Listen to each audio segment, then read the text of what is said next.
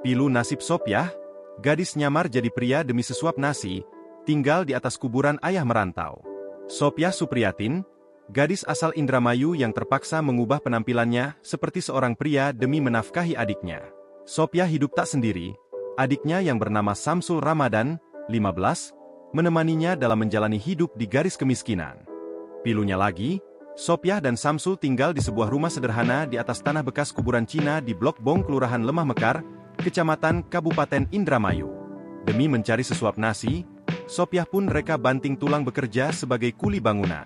Kisah Sopyah ini menjadi viral hingga ia bersama adiknya, Samsul diundang dalam podcast Deddy Corbuzier, Rabu, 5 Juni 2024. Sopyah mengaku awalnya, nyamar bak lelaki mulai dari pakaian hingga potongan rambut, tak lain agar bisa diterima bekerja sebagai kuli bangunan.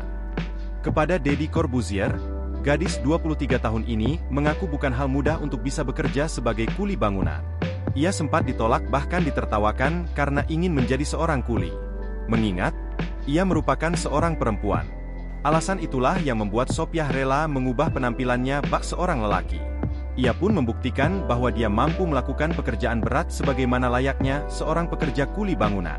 Pekerjaan yang dilakukan Sopyah pun tak bisa dipandang sebelah mata. Ia mampu memecahkan batu besar yang diperkirakan memiliki berat hingga 25 kg. Namun, pekerjaan berat yang ia lakoni itu tak sebanding dengan gaji yang didapatkan. Hidup dengan penghasilan pas-pasan, Sopyah terpaksa harus tinggal di tanah kuburan lantaran tak bisa menyewa kamar kos. Sebagai seorang kuli bangunan, Sopyah mampu menghasilkan 100-200 ribu sehari. Lantaran sejak ibunya sakit kanker, ia tinggal berpindah-pindah karena rumahnya dijual untuk biaya pengobatan. Ia tak hanya berdua saja dengan Samsul, Sopyah merupakan 4 bersaudara. Adik bungsunya tinggal bersama dengan kakak pertama yang telah berkeluarga. Sementara itu, sang ayah merantau bekerja di Jawa Tengah. Kakak adik ini juga menjelaskan bahwa mereka jarang berkomunikasi dengan ayah dan saudaranya lantaran sama-sama tidak memiliki ponsel. Mendengar getirnya hidup Sopyah, Deddy tampak sangat terkejut. Perempuan asal Indramayu ini hanya sempat mengenyam pendidikan sampai SMP.